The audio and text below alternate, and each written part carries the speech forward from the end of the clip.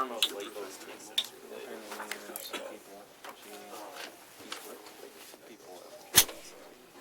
I don't think they discovered this.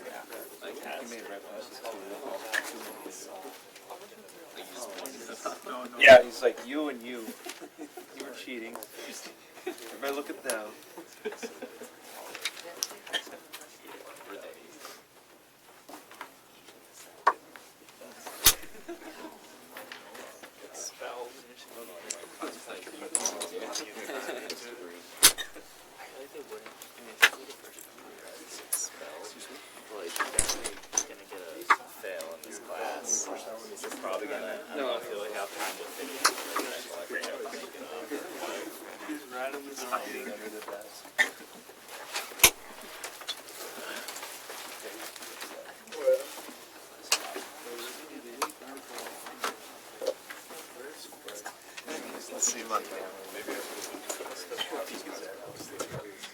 Well, I'm sure like he had suspicion.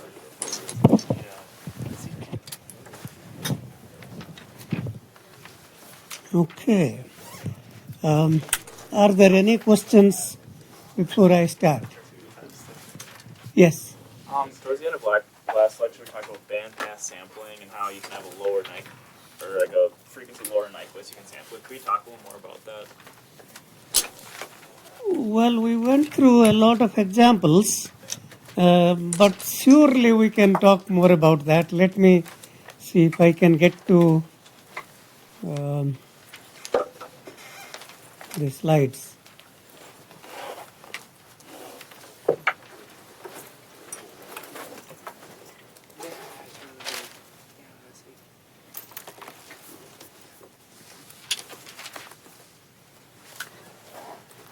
Okay, so the question was to discuss a little more about bandpass sampling.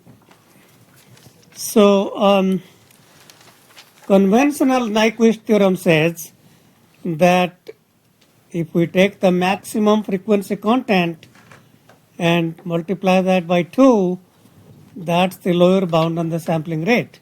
So in this particular example that we see here, the 60 radians per second is the max frequency content. So definitely we can sample that at 120 radian per second and there is no information lost.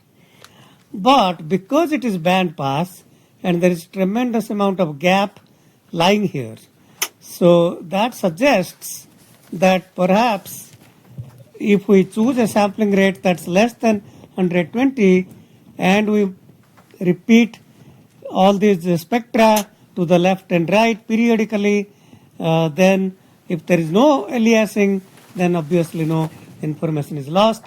And in this example, the total frequency content is 40, 20 to the right and 20 to the left. So that's kind of the total frequency content. So it so happens that this band edge is also a multiple of either 20 or 40, and then the bottom plot shows if we repeat with period 40, the minus 60, then minus 20. So that's the next copy. So minus 60 and then minus 20 and then plus 20. Now what is this one going on here? Where do you think this is coming from? This is shifting the right spectrum to the left. So this was 40 and you shift by 40, that comes to 0. That's this copy. And then 0 goes to minus 40. So definitely there is no aliasing there. This shows same thing. I guess the what is somewhat difficult to see is if we had these, just imagine that we had the last two copies. So the last copy to the right, last copy to the left. So let's say those are our originals, right? So those are our originals. Okay, so then if you look at the bandwidth, 87 to to 113, that's 26 pi. On the left, same thing. So total bandwidth is 52 pi. Okay, and it so happens that if we take 52 pi as the sampling frequency and see what happens, well, there will be aliasing. So minus 113 plus 52 will be minus 61, and then minus 9, and then 43, and then 43 plus 52 is 95, and that's where it will hit this right hand spectrum. And so minus 113 pi. So what we want to make sure, so this is what you have to think about. Well, I must admit that I have not described a general theory. I haven't seen one published, but I want you to try out by trial and error and see what works. But essentially, if we have some spectrum here and some other spectrum here. So let's say this is omega 1, omega 2. Let's just say this is minus omega 3 minus omega 4 as an example. Okay. So that's our x continuous j omega. So let's say that omega s is sampling period, sampling frequency. So what we want to make sure that if we keep shifting this by omega s, so this comes to omega s minus omega 3, and then maybe 2 omega s minus 2 omega 3. So what we do want to make sure is that minus omega 3 plus some multiple, let's call that some L multiple of omega s, and when I take that quantity, and if it so happens there are two possible cases. One, it may be here, or it may even go beyond. We don't know, but it may. So what we want to make sure, if it comes here, then we are more interested in making sure that this quantity is less than this quantity here. And if it goes to the right, then this quantity is greater than that quantity. So minus omega 3 plus L time omega s should be greater than omega 2 minus omega 3 plus some another m times omega s plus this width, which is omega 4, omega 3 minus omega 4, and that's this red point should be less than omega 1. So you can formulate a few inequalities, and you can, in fact, well, those of you who have taken a class on linear programming or convex optimization, it should be very straightforward to create an optimization problem, minimize omega s such that it satisfies a series of constraints, and there will be other constraints.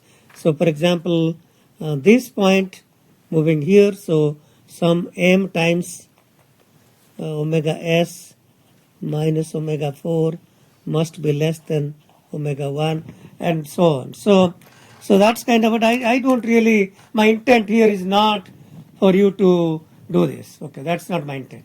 My intent is for you to do this homework by trial and error and see what works.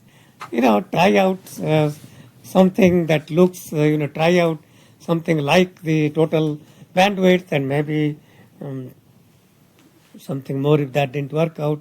So let me just point out a few more things, and then we will end up. So, okay. So is that a little more clearer? Yeah. Okay. I will hand out the solutions, you can check. Okay, so let's get out of that one. So what I want to start today is basically review what we have already done and then maybe dive more deep into multirate after, well, hopefully, if time permits, by later part of today or next class. So we want to talk about multirate, and obviously we should begin with expanders and decimators or downsamplers, upsampling and downsampling. So upsampling used to increase the sampling rate by an integer factor. Downsampling used to decrease sampling rate by an integer factor. So a lot of what I'm going to talk about, at least in the beginning, through the slides will be a review for most of you. So downsampler, you start with a signal xn with sampling period t. If we downsample, we throw out m minus 1 samples and retain every next sample. So out of m samples, we keep 1 and throw out m minus 1. Sample period as it relates to the analog signal. So that's m times t.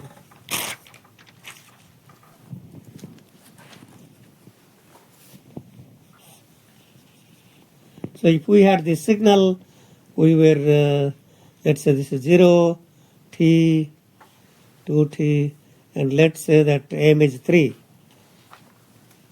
3t, 4t, 5t, 6t. So what it says here, keep this sample, throw out these, keep this one, throw out these, and so on. So if you look here now, although the original signal was sampled at period t, after downsampling by factor 3, the new signal samples, because when we are representing this by xn or xdn or whatever, we are not saying what the sample period is. We are just saying these values. If this is a, b, c, d, then this is just a, b, c, d. So we are not saying what's the time distance between those. So that is what we have to keep in mind. So decimated sequence xdn, the time period between these with respect to the original continuous time signal xct is 3 times larger than the original sampling xn. So if this was xn sampled at period t, so xn sampled at, okay, xct sampled at period t, and then we get xn, then we downsample that by factor 3 and we get xdn, and the sample period here is 3t. Sample period here is t. Okay, this is not new to you. We have talked about this before. So let's just continue with, so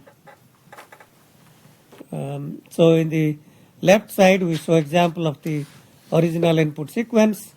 On the right side we show the downsampled by 3. If you look at the total number of samples, it's very thin on the right hand side because we have thrown away 2/3 of the samples. This is something we derived before. The spectrum of the downsampled sequence xd e to the power j omega, which is the discrete time Fourier transform, is xdn e to the power minus j omega n. Xdn is xn times m, where m is the downsampling factor. And that can be then written as n multiples of m xn e to power minus jn by m. So there is one step missing. There is one step missing, which is nm equal to n prime. And then n prime is a dummy variable and substituted back as n. Okay, so 2 steps. Okay, 2 steps missing. Okay, and then we make that n equal to multiples of m. to all n by multiplying that quantity in the bracket. That makes sure when n is a multiple of m, e to the power complex exponential becomes e to power multiple of j times twice pi, which is always 1. 1 added m times is m divided by m is 1. If n is not a multiple of m, we are adding m vectors spaced apart by twice pi over m, and the vector sum of all of those is 0. And then we get the final line here. We have seen this before, and so I'm not going to spend more time. For m equal to 2 and m equal to 3, those are what expressions look like. So the second part, x e to the power minus j omega by 2, can also be written as x e to the power j omega minus twice pi by 2. So if we had this original spectrum, x e to the power j omega, the right side is ending at pi. There is some gap on the left side between minus pi and the left edge of the spectrum. Okay, so that's the original spectrum. And then if we plot the downsampled spectrum, so what we see here, the first copy, so-called x e to the power j omega by 2, the pi stretches to twice pi. And the left side, whatever the value was, that was slightly less than minus pi, so this is less than minus 2 pi. And then you can get, in case of m equal to 2, we can get the remaining copies by simply shifting this original stretched part to the right and left by twice pi. So that left end plus twice pi comes here, and now you can see that because the left end plus twice pi is not to the right of twice pi, there is aliasing, and that means the original information is lost, and there is no way to recover the frequency range from that point to pi. So that suggests, okay, that's the aliased spectrum. That suggests that for m equal to 2, in order to make sure there is no aliasing, the maximum frequency must be contained within pi by 2. So if the frequency content is band limited to pi by 2 in the discrete time Fourier transform, and then if it is band limited to pi by 2, you stretch that by factor 2, that becomes band limited to pi. The left side becomes band limited to minus pi, and you shift right by 2 pi, then it will not have any overlap with the original copy. So in general then, for downsampling by factor m, the original spectrum must be band limited to pi over m. So if it is downsampling by factor 3, it should be band limited to pi by 3. If it is downsampling by factor 10, it should be band limited to pi by 10. Okay, so that's what this is saying, is band limited to pi by m or downsampling by factor m. Okay, so the upsampling, on the other hand, we never lose information in upsampling. So if I go back to our original plot and see what we are describing by upsampling, so upsampling by factor 3, let's say this xn, same xn, upsample by factor 3, and we get x expanded n, and that means we keep the original signal here, put 2 zeros. Keep this a prime, let's say, put 2 zeros. Keep a double prime, 2 more zeros. B, 2 more zeros. B prime, 2 more zeros. B double prime, 2 more zeros. So that's what expansion is. Expanding by factor 3 means just insert zeros, and inserting zeros means the effective time period reflected to the original continuous time signal now is T by 3. So that time period is T by 3. So expanding by factor 10 means the sampling period is T by 10. So the process of interpolation, do not confuse interpolation with expansion. Interpolation is a two-step process where the first process is expansion. So by expanding we create zeros and then we interpolate, the zeros are replaced by some approximation or interpolated value here. So that's what happens in the next step. So it's a two-step process where we expand and then use an interpolation filter to use all these known samples to interpolate these points. Okay. So that's what is upsampling or expansion. So xn, sample period is T, expand by factor L, sample period reduced to T over L.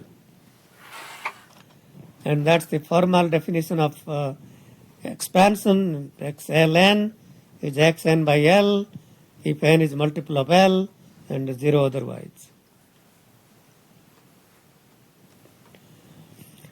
So here is another example of a signal. On the left side there is a signal, on the right side same signal with 2 zeros inserted after every sample. Okay, upsampling by factor 3 of a sinusoidal sequence. And you can see that because we are showing time index n up to 50 in each case, that means the signals on the right really correspond to only up to 50 by 3 or about 16 or 17. So we are only showing 1/3 of the signal on the right side. The remaining 2/3, there is no more space to show within time index 50.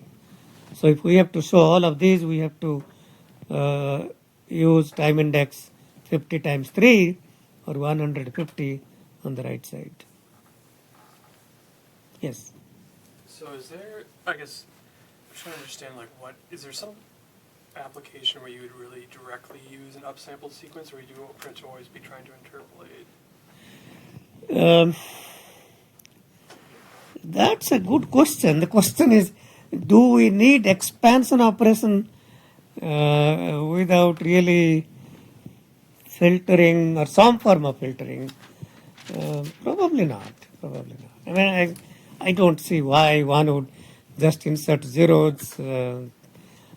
So usually we would have some form of filtering, not necessarily interpolation filter. In the general multirate case, as we will get into pretty soon, there may be other operations that we will do. Yes. So yeah, I mean, let me put it this way. It would be somewhat stupid to expand and put a bunch of zeros. Well, I mean, we are doing a lot of extra work for nothing. We are not gaining very much. But the gain comes by doing more with it. Yes. Okay, good. Good question. Good. And yeah, go ahead. Are those stem plots in MATLAB? How do you get those plots like they are with the description? Yeah, I think they are generated by stem plot, yes. Okay, so how do we relate spectra of the upsampled sequence? And we have seen this before. X, L, Z for m equal to 2 here, L equal to 2 is xz squared. So if you look at this derivation here, xlz equal to xln z to the power minus n, summed over all n even. Okay, why n even? Because when n is odd, the signal xln is 0. We replace n even to all n by substituting n by 2 equal to n prime, or n, and looks like n by 2 equal to m, and then that becomes x z squared. So what does this really mean in discrete time Fourier transform domain? That would say xl e to power j omega equals x e to power j 2 omega, which means that we get a shrunk version instead of a stretched version like in downsampling. So xl e to power j omega, the spectrum of the expanded sequence is x e to power j omega l. So you shrink the original spectrum by factor L, and that's an example. So if we take the same example, we had on the right hand side up to pi, on the left hand side looks like minus 2/3 pi or something like that, and you shrink it by factor 2, pi shrinks to pi by 2, minus 2/3 pi shrinks to minus pi by 3, 2 pi shrinks to pi, and minus 2 pi shrinks to minus pi. So between minus 2 pi and plus 2 pi, we had 2 copies because that's length 4 pi that contains 2 periods, and when we shrink them, minus 2 pi comes to minus pi, 2 pi comes to pi, and then minus pi to pi, we have 2 copies of the original spectrum. Okay, so if you expand by factor 10, we will get 10 copies of the spectrum, because at 20 pi, not 20 pi, 10 pi will shrink to pi. So 10 pi will shrink to pi. Minus 10 pi will shrink to minus pi. So that whole thing, which is one period in the x 10 e to power j omega, will have 10 periods in the original spectrum. Okay, so interpolation. What does interpolation involve? So we haven't really talked about, so anything we spoke so far, we already knew that.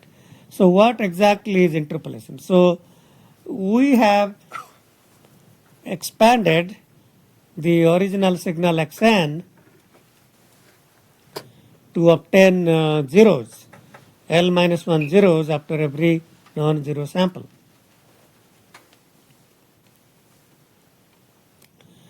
Okay, so how do we get an interpolated signal? So this block diagram says if we take the expanded sequence XLN, pass that through a low pass filter with gain L and cutoff pi by L, then we should get YN, which is an interpolated version. But let's spend a little time talking about that.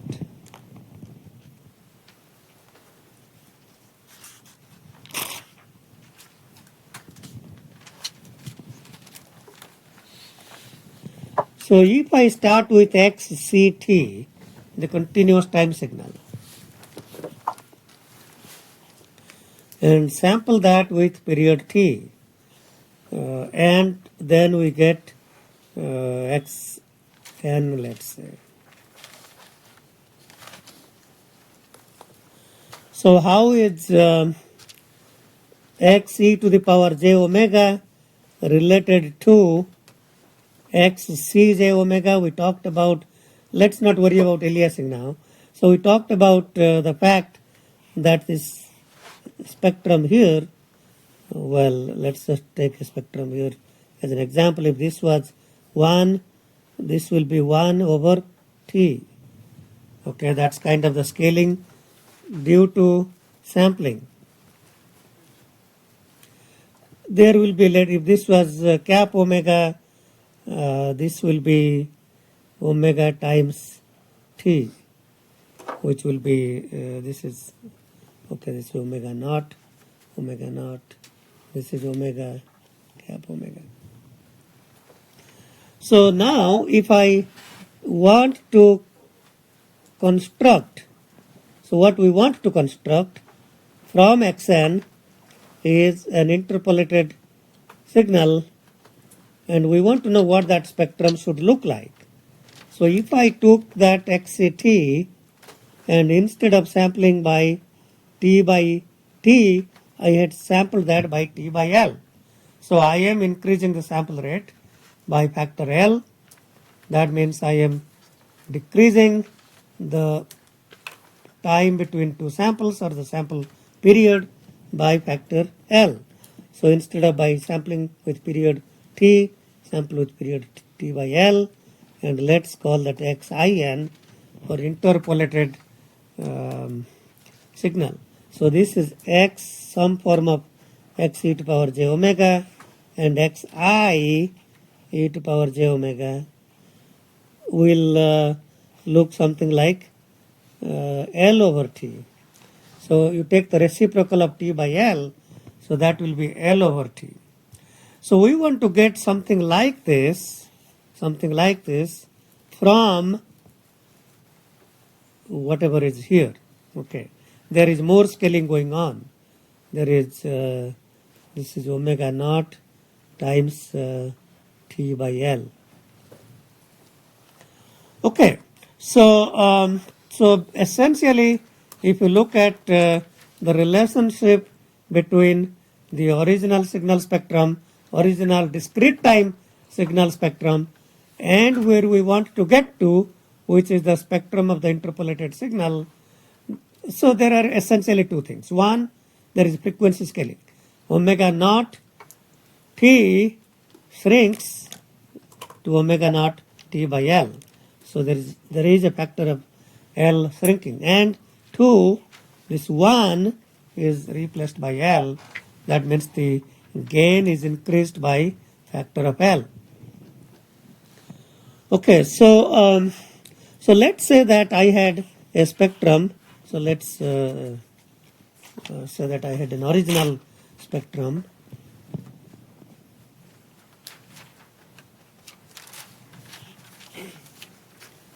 Well, let me take the one we had here. Let's say that I had, well, let's just take a triangle. So we had a spectrum like that, and let's say this is minus pi by 2 to pi by 2. So let's say that is x e to power j omega. So if I use expansion by factor 3, then what do we get? Well, pi by 2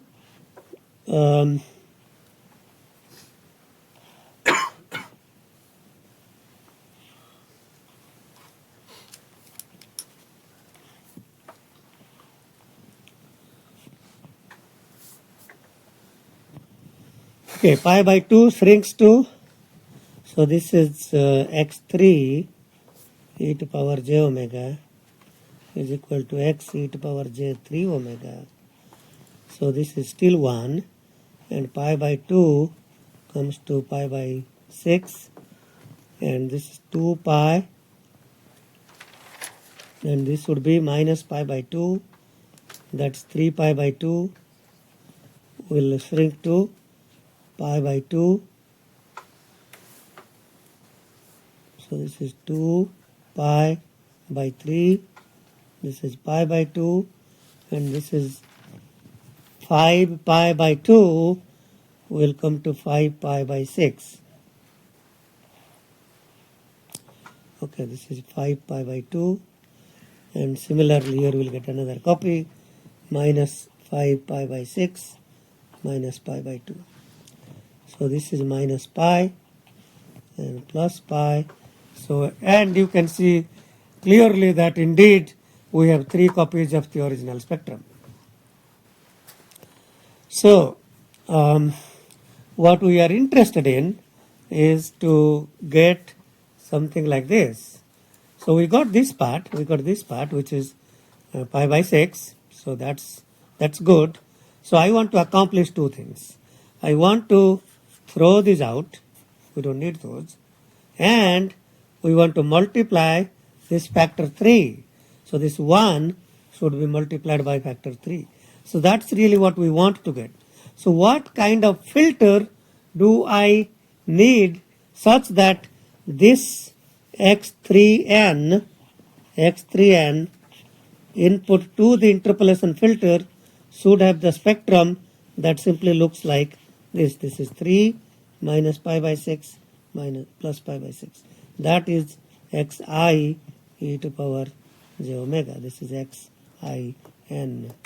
And you can quickly see that as long as this filter has cutoff frequency pi by 3, because we would get 3 copies. So if in the worst case, if this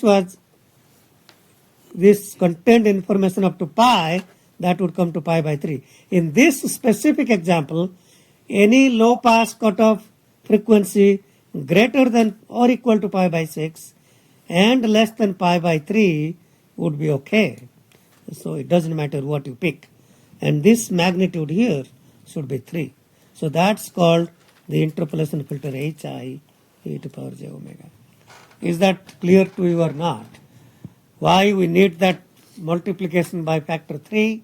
In general, for interpolation by factor L, that should have a gain of factor L, and the cutoff frequency of the low pass filter should be pi over L. Yes, go ahead. This depends if your input signal is a low pass signal, right? What would be No, it doesn't matter. You will have, so no information is lost. So no, it doesn't really matter. It could be anywhere. We are just creating copies. Okay, you are talking about the low pass filter. Oh yes, okay, yeah. If that's what you meant, yes, okay. So if it, yes, we have assumed the signal is low pass. If it so happens that the original signal was a band pass contained somewhere here, then you would put the right bands. Okay, you would need to put the right bands. Yes, yes, yes. That's certainly true. So if the original signal, let's say, was something like this. This is minus pi, and this is pi by 3 to 2 pi by 3, and this is minus pi by 3 to minus 2 pi by 3. So let's say this is our x e to the power j omega. Then in this case, if this is what we start with and we want to interpolate, so this would be interpolating a band pass signal, not low pass signal. Then you just take this xn, expand by factor 3, and have a filter, band pass filter, that's pi by 3 to 2 pi by 3, and same here, and this is 3.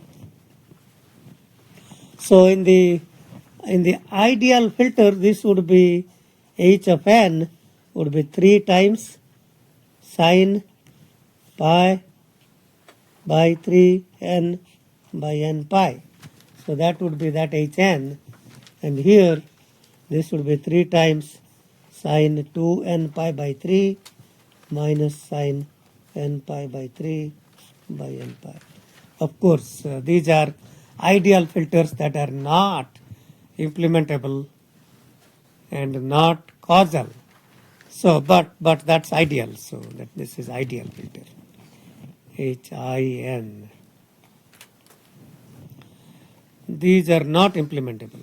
Okay, we have talked about that. Any other questions? Yes. So when you compress the spectrum doing the upsampling, why is it the case that you haven't increased the magnitude? Why you have to increase the magnitude like this 3, you mean?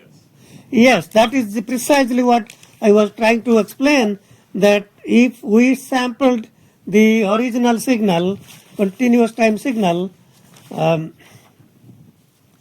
so when we sample, if the starting point is the same continuous time signal, and I sampled with period t, the spectrum magnitude is multiplied by 1 by t. If I want to have an interpolated signal that is as if, so if I just ignore the interpolation process, if I just took the xt continuous time and increased the sampling rate and used sampling period t by L, then that would be L by t. Okay? And that L factor, I have to get it back from the discrete time signal. I'm not sampling the analog signal now. I'm trying to recover this from the discrete time signal that was sampled with a lower sampling period. Think about that. Think So about when, I guess when you're compressing the spectrum, shouldn't it be the case that that is just in fact done already? No, it is not. You might be thinking about the delta function compression, but this is not delta function. This is just an arbitrary spectrum. No, it is not done. Whenever you are shrinking a function or stretching a function, it is not affecting the height unless it's a delta function. I can see that if it is a delta function, yes, if the height is changing, so but not otherwise, not for a continuous function. Okay, well, I am happy. You know, it's important to think about all these things for you, and it's important to raise questions because that's only way to find out answers.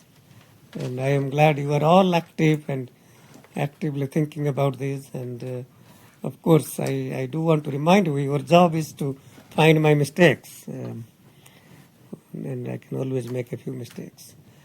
Any other questions before we continue? Okay, good.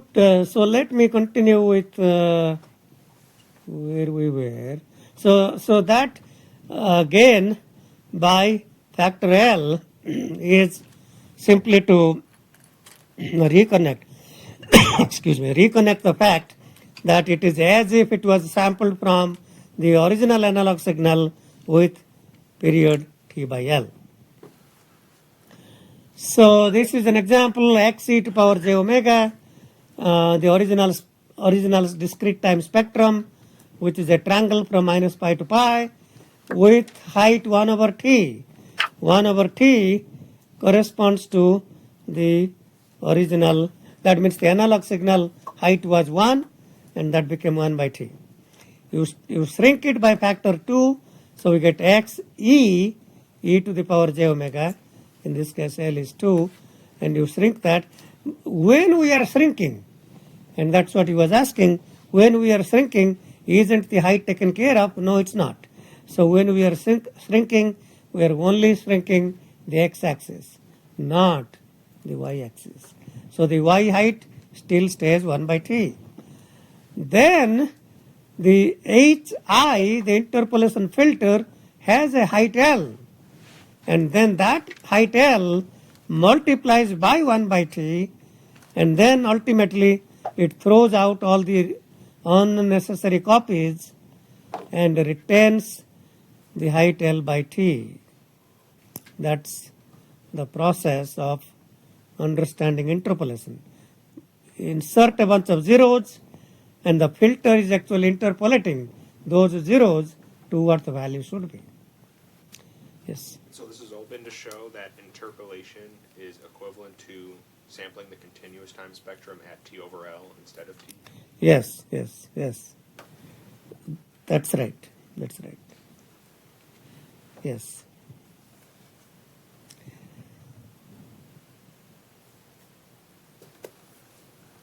Okay, so now let's talk about what happens if we want to change the sampling rate by a non-integer factor.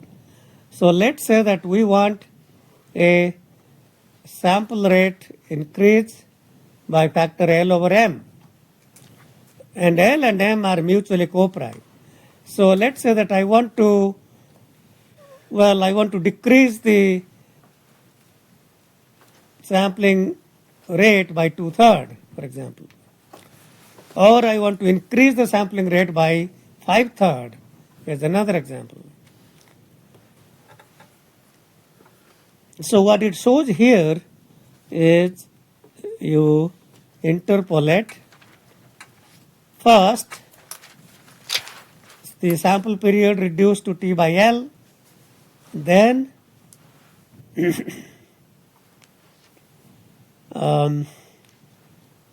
okay, so we didn't speak a lot about the second part, which is the decimator. So we certainly talked about how the expander has these zeros and we interpolate. Now think about this part here. So the pre-processing step of this box marked decimator has a low pass filter with gain 1 and cutoff pi by m before downsampling by factor m. Any idea why we need to do that?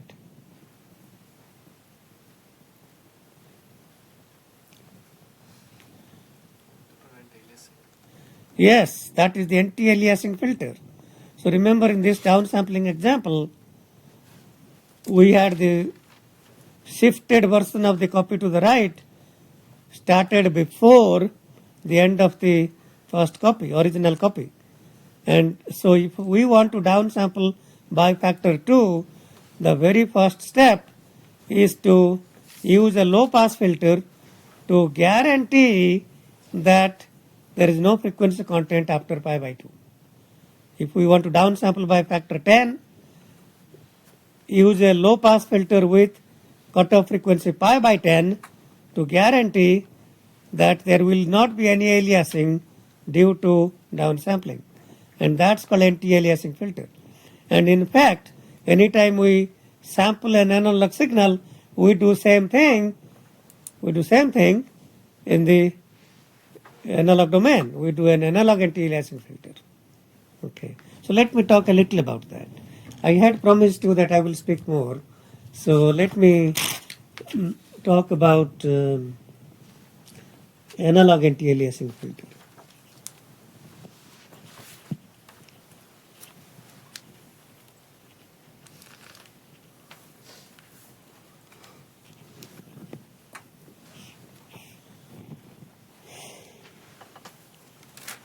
So some real spectra look like this. You know, they really don't look these nice triangles and rectangles that we have been studying in the class. So real spectra will die down to 0 as cap omega goes to infinity. And so there will always be a lot of aliasing. So if we want to sample with sampling frequency omega s, the first thing we want to do is to use, so take the XCT in the analog domain, use an analog low pass filter with cutoff frequency omega s by 2. So that way it chops off these things. So the anti-aliasing filter throws this out. And then when you create copies to the left and right by shifting by omega s, this begins where that stopped and it continues.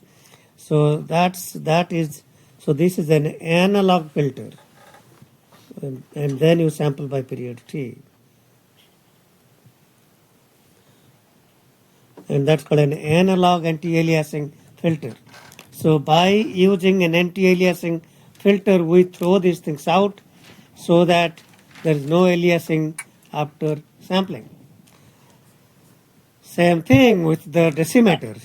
So if we are going to use a decimator,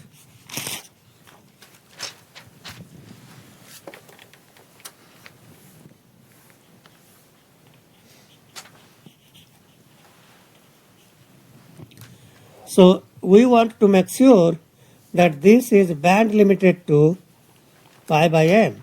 And it may not be band limited. It may not be band limited. So the first thing, instead of doing that, we take xn, we guarantee with a cutoff frequency pi by m and a low pass filter that this is now band limited indeed to pi by m, and then we downsample by factor m. At least that way there is no aliasing. And we certainly lose some information, just like we have lost information here in these frequencies. And same way here, we have lost information what's going on after pi over m, but you would lose that anyway. And if we didn't use this filter, we would lose more information. So that's called an anti-aliasing filter. Anti-aliasing, in this case, digital filter. Okay, so is that making sense? Why we need an anti-aliasing filter? So let's talk about this sampling period change by factor L over m. So, okay, let's just go back to the slides, then we'll come back.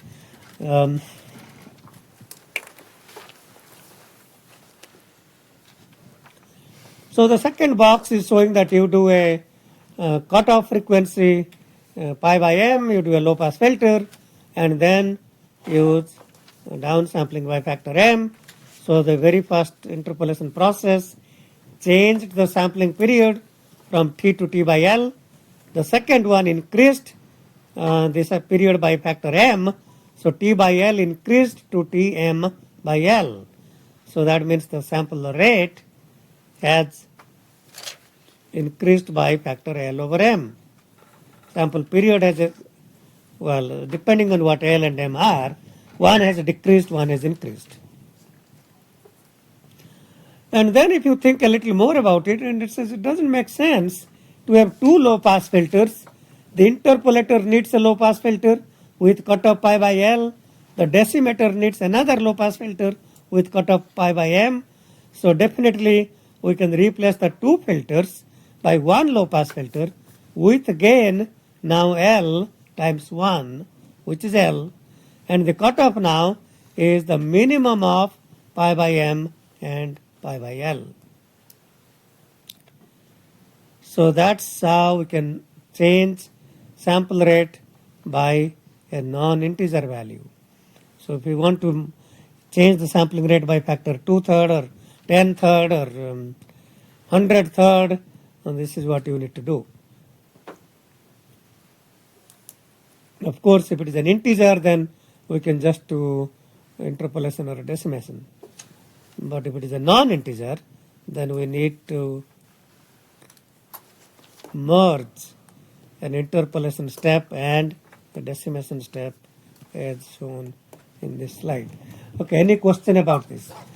So let me just say that what would you could use there are two boxes here marked interpolator and decimator, and there is nothing wrong in having the decimator box first and the interpolator box next. But you don't want to do that because there will be these two boxes when they're reversed. The signal xn goes through one filter, then downsampler, then upsampler, and then another filter, and now we cannot combine the two filters into one. You will need to use two filters. So therefore, instead of using decimator first and then interpolator, use interpolator first and then decimator. Is that making sense? Well, I have not described it in more detail, but essentially if we use decimator first and interpolator next, we will need to use two filters. We cannot merge the two filters into one filter. Okay, very good. So let's talk a little more now. In fact, at least we are now getting out of our familiar territory and we are jumping into new concepts. So I want to briefly talk about a few properties today on multirate systems, and then we'll talk more next class. So there is something called a cascade equivalence that states that if we have xn, and I'm not going to prove this, and those of you who really must see the proof, well, do a Google search. There are many papers describing the proof, and some of them are 7-8 pages long because they consider many cases. But here is the theorem. The theorem says that if we have a downsampler by factor m followed by an upsampler by factor L, we can exchange them only if L and M are mutually coprime. Only if. So if it is downsampled by factor 3, then upsampled by factor 4, that is equivalent to upsampled by factor 4 and then followed by downsampling by factor 3. If M is 6, L is 4, can we switch them, exchange them? We cannot. 6 and 4 are not mutually coprime. Their greatest common divisor is 2. So if L and M are mutually coprime, then we can exchange the downsampler and followed by an expander. Okay, that's a property. Keep that in mind to to simplify multirate block diagrams, and certainly I will have you practice this with some homework problems. Okay, so that's what this says. If and only if M and L are relatively prime, that is M and L do not have any common factor, that is an integer k greater than 1. Okay, so that's one, and there are two more things that I want to talk about for sure today before we talk about even more new things. The so-called two noble identities, and that's really let me work those out so that we can understand. So the first noble identity says downsampling by factor M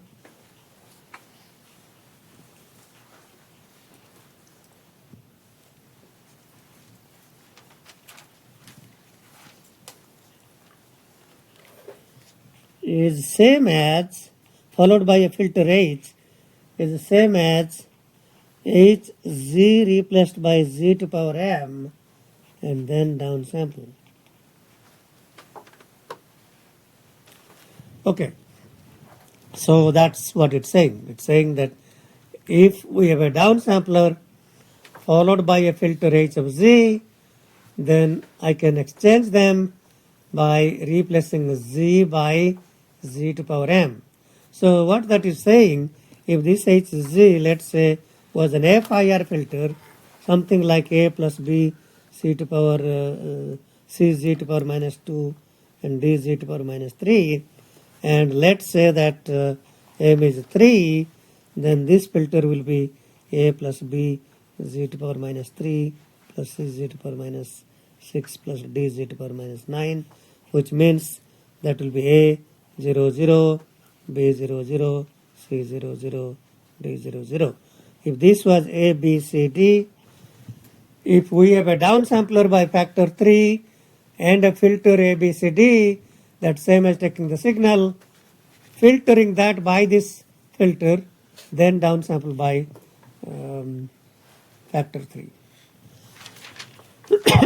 Let me prove this in time domain, and then we'll talk about how to prove this in the frequency domain. Okay, so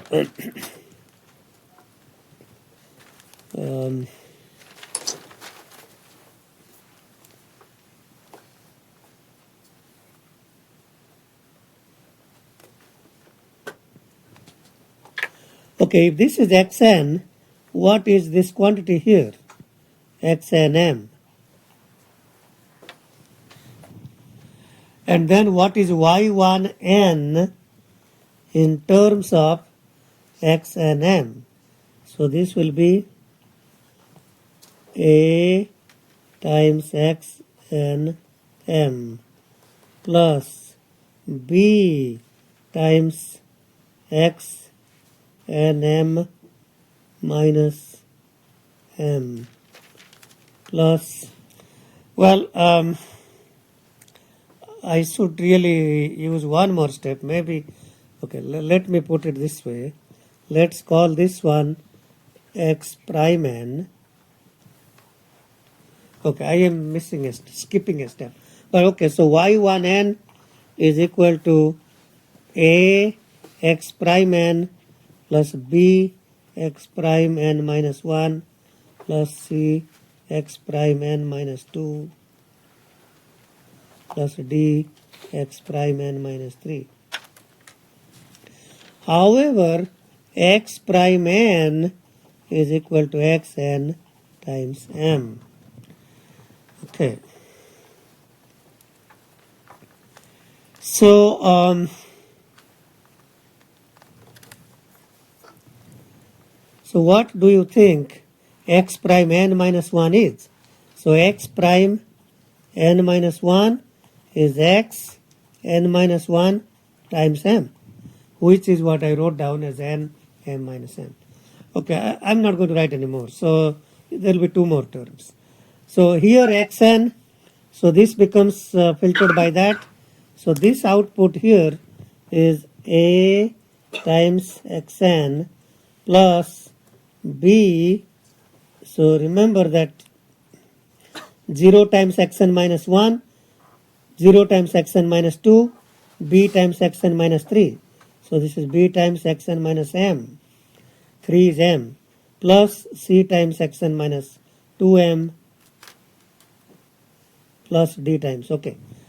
And then you downsample by factor m, and then that means replace n by nm. So this becomes a x n m plus b x n m minus m plus c x n m minus 2m, and that's essentially what this is. So this quantity will be same as this quantity. Okay, that's kind of how. But we are more interested in proving that in the frequency domain. So so let's try to prove that in the frequency domain. So x prime e to power j omega is equal to x e to the power j omega minus twice pi I over m 1 over m summed over all I equal to 0 to m minus 1. Okay, that's that spectrum. y1 e to power j omega is equal to x prime e to power j omega times h e to power j omega, which will be 1 over m summed over I equal to 0 to m minus 1 x e to the power j omega minus twice pi I over m times h e to the power j omega. You can keep h e to power j omega here, or you can keep here. That is not, this is not dependent on index I, so it doesn't matter where you keep that. The right block, which is here, so this intermediate quantity, let's call this one x double prime. So x double prime e to power j omega is equal to x e to power j omega times h e to power j omega m. H is e to power m in discrete time Fourier transform h e to power j omega m. That's that spectrum. Downsample that, so then y1 from here is 1 over m summed I equal to 0 to m minus 1 x double prime e to power j omega minus twice pi I over m. Okay, and then x double prime is the product of x and h. So that's equal to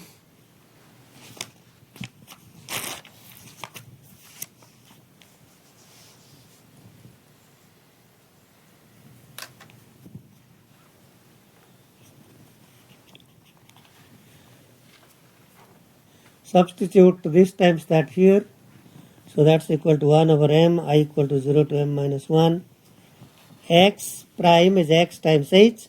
So first x e to the power j omega minus twice pi I over m times h e to the power j m, this m, times omega replaced by omega minus twice pi I over m. And then that m cancels out this m, and then h e to the power j omega minus twice pi I is the same as h e to the power j omega. Why? E to the power j omega minus twice pi I equals e to the power j omega times e to the power minus j twice pi I. This is a complex exponential with exponent multiple of twice pi, which is 1. So that's e to the power j omega times 1, which is e to the power j omega. Okay, so and now you can see that this expression here and the other expression from the first block diagram is same. So that means we have now proved the noble identity number 1. Okay, any question about, and we will see how to apply these things. We are not studying these things just to do some math, but they will be used to simplify multirate systems. Okay, noble identity number 2. So let's go to our slide and go to noble identity number 2. So noble identity number 2 states that expanding by factor L followed by a filter h z to power L is the same as filtering first by h z followed by expansion by factor L. So that's noble identity number 2. All right.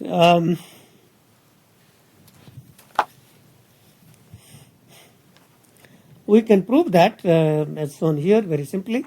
So if we start with xn in a z domain, that's xz, expand by factor L, that becomes xz to power L, multiply in the frequency domain hz to power L, then the output z transform is xz to power L times hz to power L.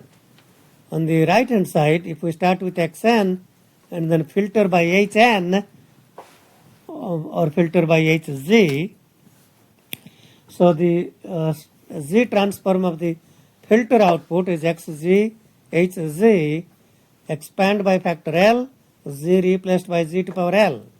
And you can see that the z transforms of the outputs of the two blocks are exactly the same.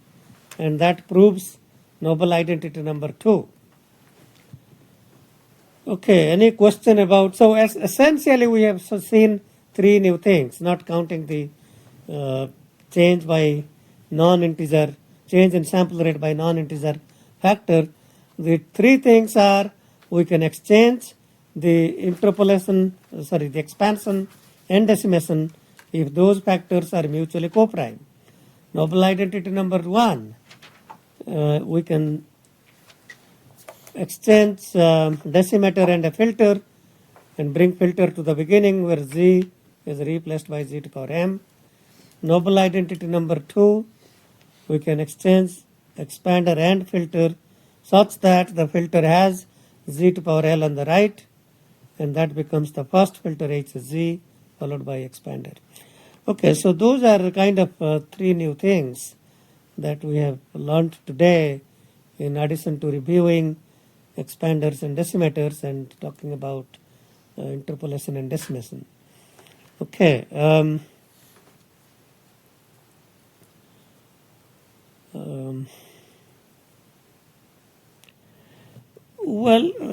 Let me just spend maybe, so I will start new content, polyphase filters and multirate systems next class, which will probably the bulk of the class will end next class. Whatever homework I will assign on Thursday should really be until Thursday. So I will continue to teach things that I will not test you on next week, most likely. Okay, most likely I will teach new things that we won't have on test, but very important for DSP. In particular, understanding uncertainty principles in time resolution and frequency resolution short time Fourier transform and all kinds of real practical signal processing that we won't have you work out on test. So we should certainly finish. Maybe there will be a little bit left. I'm not sure. So let me just ask you this question. Suppose that we had a signal xn, and we downsample that by some factor 2, and we get yn. Okay. So the question that I am asking is, how do you get back xn from yn? Any thoughts?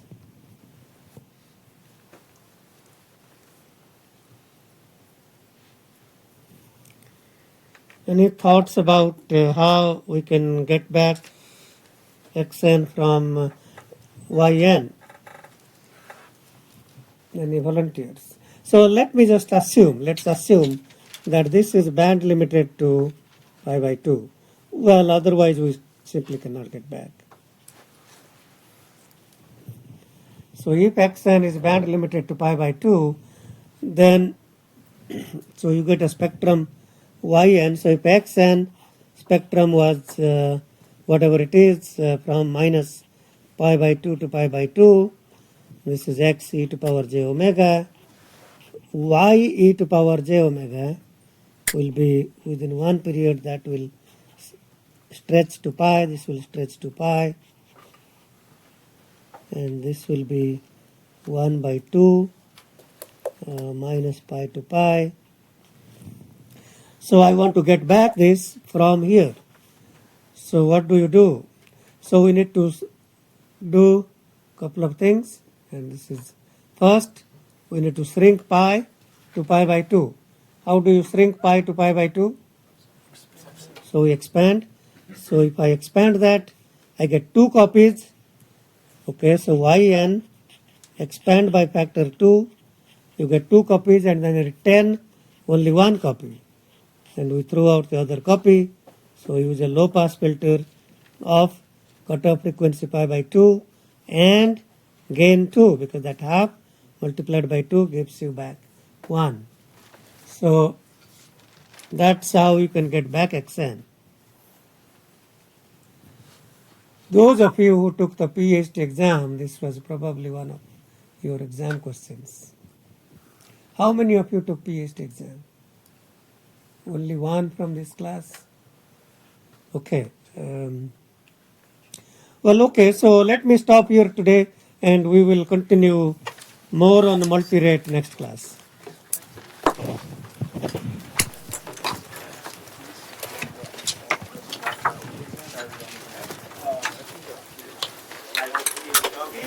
Not take your second Victor Nectar.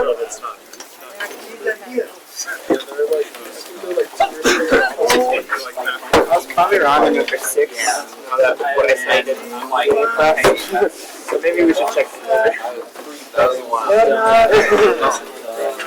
I got the rest of it though. Mine are real imaginary. I was trying to test it. Oh yeah. Yeah. We're we supposed to get the whole week. I thought so, but more like you're supposed to. I think it's a little high. I'm back too. I don't know if you considering the test that is okay with. Yeah. So basically, and then I realized that that's gonna take the average. I would take that. I was just above an A-, so I need to make up like 25 points. It's like I would need to nearly ace the exam to get an A. It's like I feel like it's gotta. Yeah. Okay, yeah. I just feel like but man, I felt probably like 5 A's.